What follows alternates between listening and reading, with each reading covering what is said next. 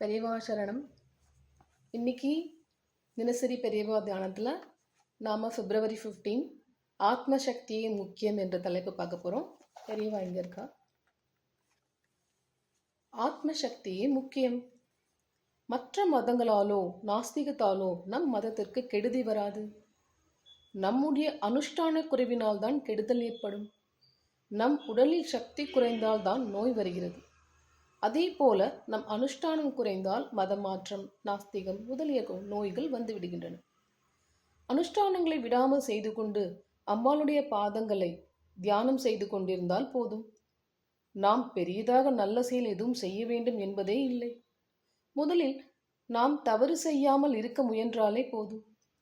தவறு செய்யும் போதெல்லாம் அம்பாளிடம் பிரார்த்தித்து கொண்டு அவள் கிருபையால் ஆத்ம சுத்தி செய்து கொண்டு படிப்படியாக நமக்கு நிறைவை பெற்று நம் மதத்துக்கும் நிறைவை உண்டு பண்ணுவோம்.